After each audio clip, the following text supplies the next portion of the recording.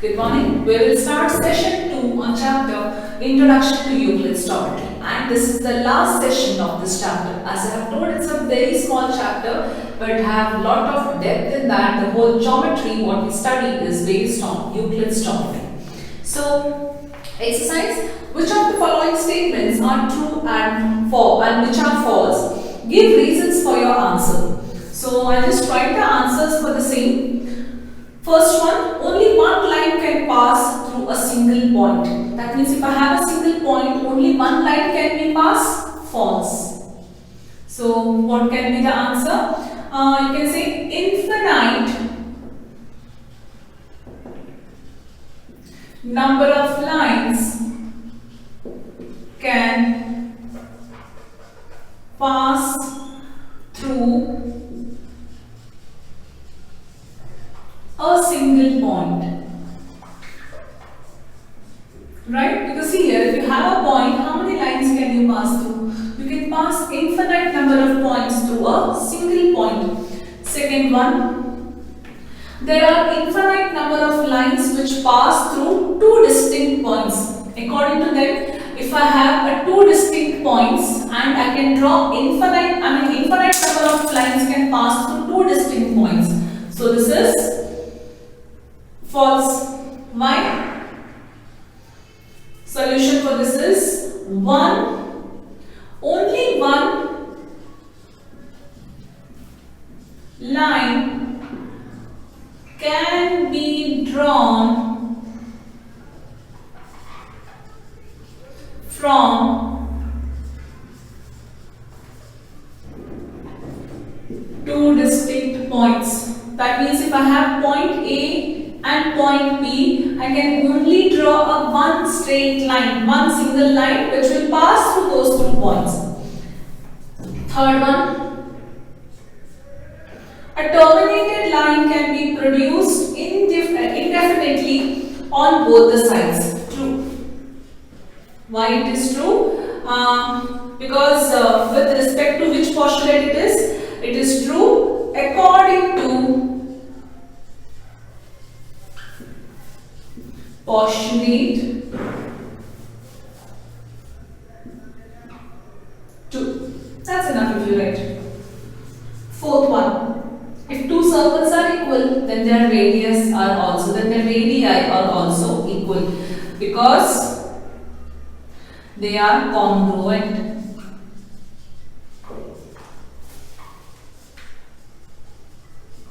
Now if I say two circles, the radii are equal, then the two circles are equal. That is what they have given you.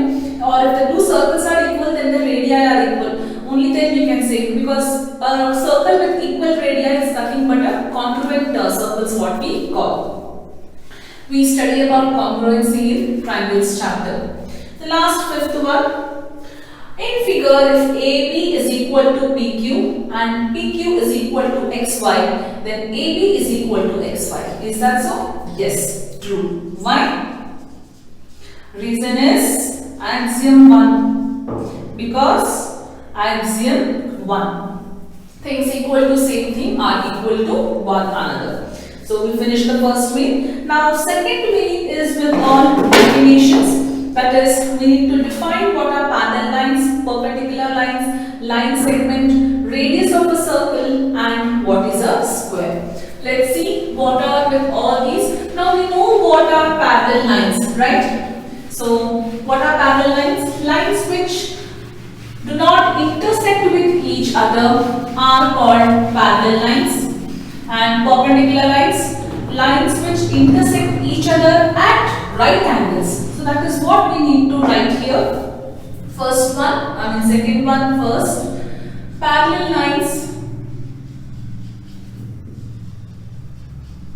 lines which do not intersect with each other are called parallel lines.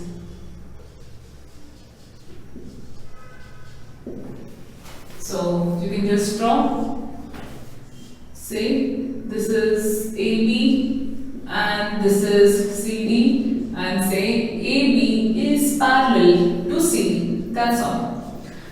is perpendicular lines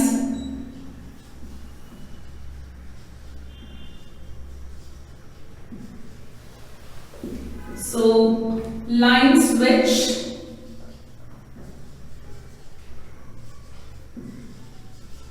intersect each other at right angles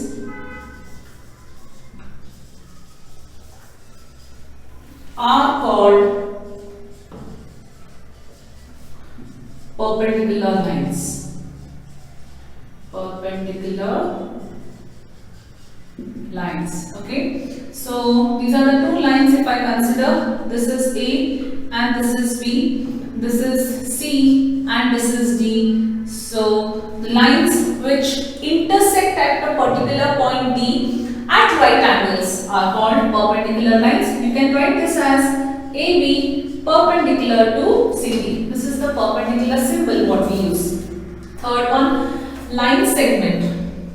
I think line segment we have already written in the that is lines and angles chapter. Line segment. So a part of a line with what is line segment? A part of a line with two end points is called as a line segment. A part of a line with two end points.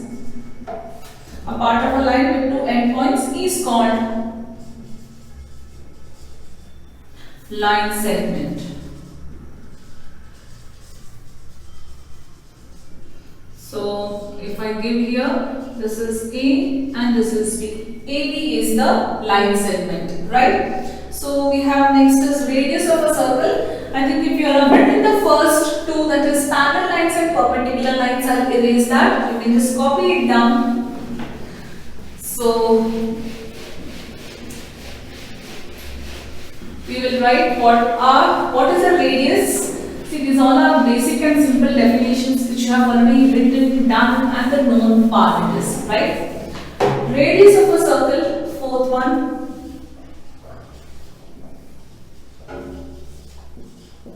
This is the symbol for circle what we use. So the distance from center, see this is the circle if I say. So this is O and A. OA is the radius. So the distance from center to a point on the circumference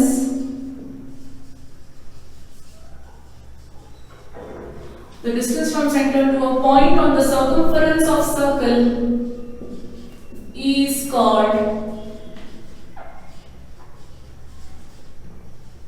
radius of circle. So OA is the radius denoted by R. And the last one, square. Eighth, you have studied quadrilaterals. So what is a square? A quadrilateral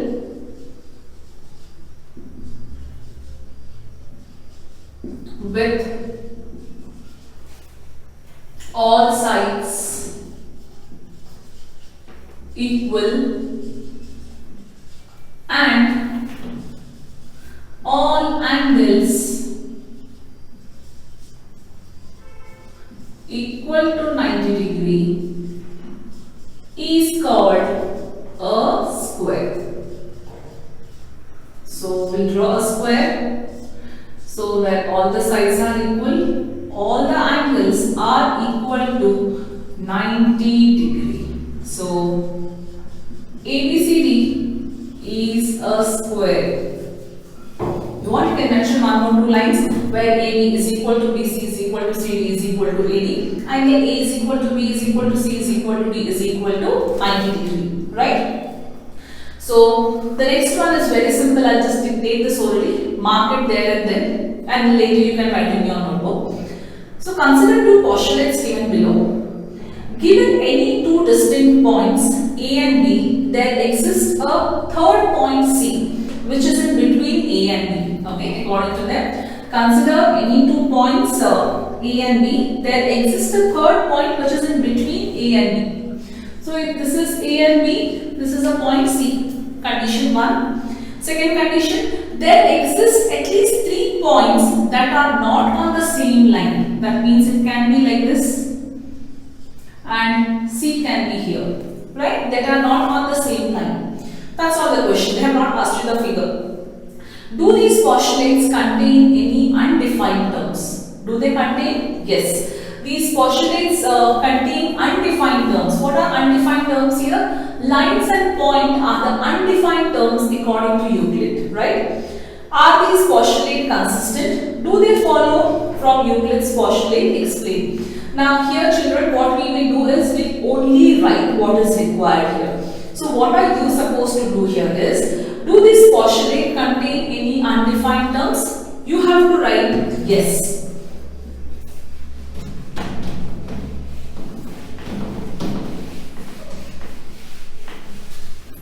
You can write yes.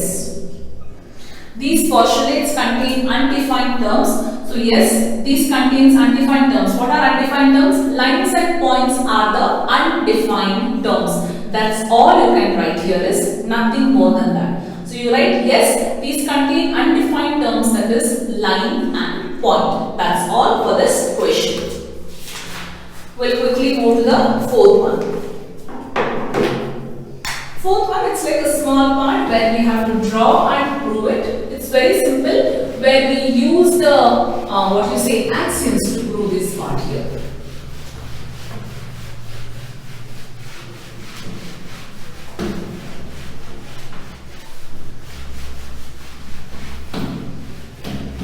Okay, so if a point C lies between 2 points A and B, so figure always clear this time. If a point C lies between 2 points A and B such that AC is equal to BC, so given if a point C lies between 2 points A and B such that AC is equal to, so we just write here AC is equal to BC. C is the point on line AB. Okay, so explain by drawing this figure. Prove that. What we have to prove? AC is equal to half AB. Right? Proof. Right, take the given part. AC is equal to BC. Reason given. Add AC on both sides. So if I add AC on both sides, AC plus AC is equal to AC plus BC. What reason should I write here? Axiom 2. What is axiom 2? If equals are added to equals, the wholes are equal. What is AC plus AC? 2 times of AC. AC plus BC. AC plus BC is AB. Keep AC here. AC is equal to send to this side, half AB. Hence proved. That is what was required here, right? The next one, in question number 4. So this is fourth one, children. In question number 4, the point C is called the midpoint of line segment AB. Yes. So if I have a line segment, now the point C is called the midpoint of line segment AB. Prove that every line has only one and only one midpoint. Of course. Now C is the midpoint. Can I say one? There is another midpoint for AB? No, it can have only one midpoint. That is what we have to prove here. So given C is the midpoint of AB. So that is nothing but AC is equal to BC. Now to prove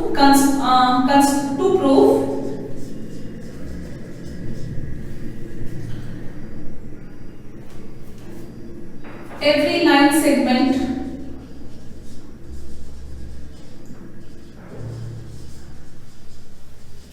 has one and only one midpoint. Okay, construction. Mark C dash as the midpoint of AB. Where will I mark? I'll mark here. As C dash is another midpoint of AB. Now, since it is a midpoint, now what I will do here is I will also consider this. Now, first of all, we know that it is a midpoint. So, if C is the midpoint, what is the line segment given here? AC is equal to BC. And if C dash is a midpoint, again it is the same thing. So, how we have to prove? We will first write this in terms of proof.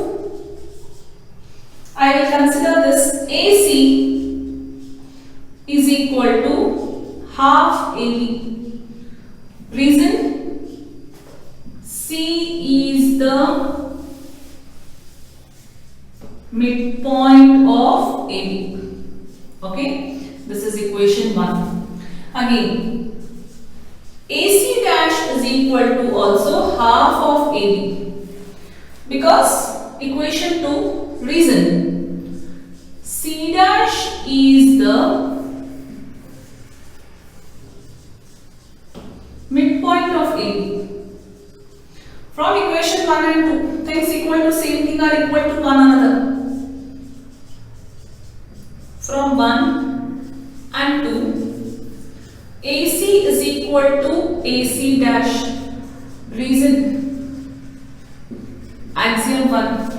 Now AC is equal to AC dash. That means what? AC is equal to AC dash.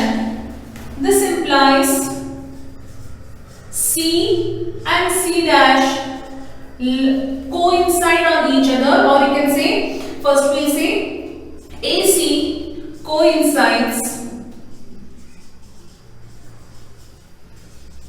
on AC dash and C is the point on C dash. Right? So things which coincide with each other are equal to one another. So from here we can say, give the conclusion, children. Therefore, every line segment has one and only one midpoint. That you have to write here. Every line segment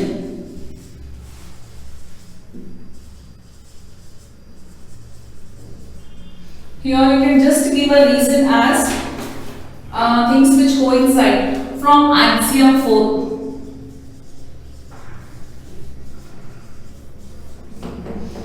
Right?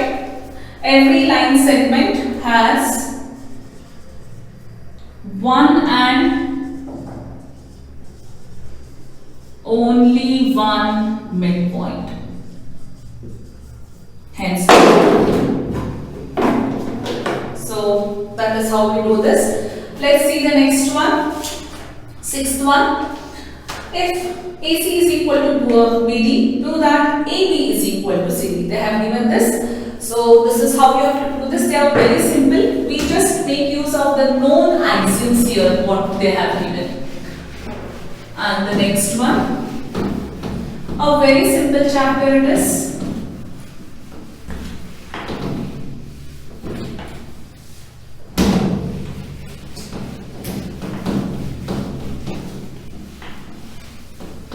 Quickly you can write and draw the figure. Write what is given, we will start. So, sixth one, if given AC is equal to BD. So, let me draw the line segment here.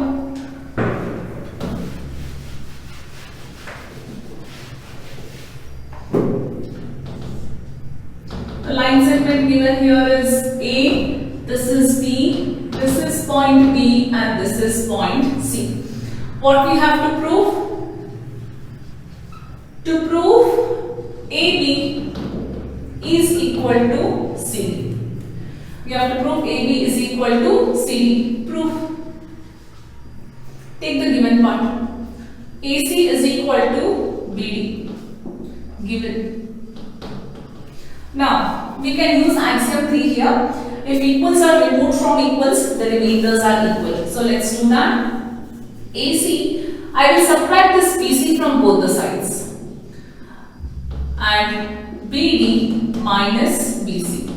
So I will just write axiom 3. If equals are subtracted from equals, the remainders are equal. AC minus BC. Whole AC minus BC is what? AB. And whole BD minus BC is what? CD. Hence proved. Just 2-3 lines we just prove it. And the last one. Last one is orally, I'll give you this. Please make a note. Why is axiom 5? What is axiom 5? Wholes are greater than the part, right? So why is axiom part? That is axiom 5. Let me just check. Yes. The whole is greater than the part, right?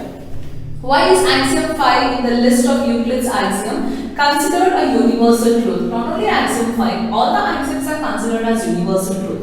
Note the question is not about fifth postulate, it's just to confuse you. The main question is here, why is axiom 5 in the list of Euclid's axiom considered to be the universal truth? So since a simple answer what you can write, make a note of it. Since this is true for anything in any part of the world, since this is true for anything in any part of the world, axiom 5 is considered as a universal truth, right? Simple statement. Since this is true for anything in any part of the world. Like for example, if you are here and if I give, that's what, an apple example if I tell you, if I give a small 1/4 part of an apple to you, staying in Hubli also, that 1/4 is smaller than the big. If you go to Bangalore also, it remains the same. Any part of the world you go, it remains the same, right? So that is what they are trying to ask us here, why it is universal truth. So since it is true for anything in any part of the world, so this remains true. That's all you can write. So then we complete this exercise. The next exercise is very small. We just have 2 questions given. We'll complete that. With that, we complete this session. How, now first one in that. Next exercise. How would you rewrite Euclid's fifth postulate so that it would be easier to understand? Now what does fifth postulate tell us? Fifth postulate was something like if a line cuts a 2 lines such that the interior angle formed are less than 180 degrees, right? How this would be very easy? See here. 2 distinct intersecting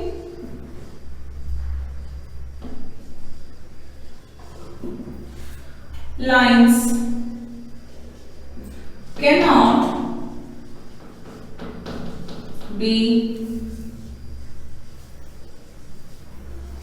parallel to same line.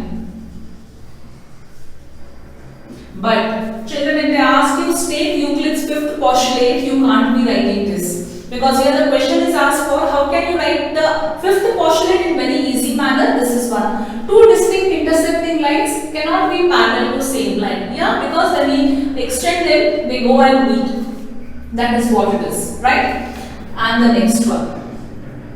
Does Euclid's fifth postulate imply the existence of parallel lines? Yes. They imply the existence of parallel lines. They have asked you to explain, children, but it is not required, right? So you can only write yes and give the conclusion to it, because we are not going in depth about Euclid's fifth postulate. So you can just write yes. Now they have even explained what if they ask you in exam school, they will not ask you. So they only ask the statement. So usually this comes in either 1, 2 mark or MCQs part. So don't worry about this. So it is yes. So with this we complete introduction to Euclid's geometry. As I had told you, it's a very basic lesson where the main thing here you have to understand about axioms and postulate. How do we apply them in the sums to get the result? So the next chapter will be starting in tomorrow's session will be triangles.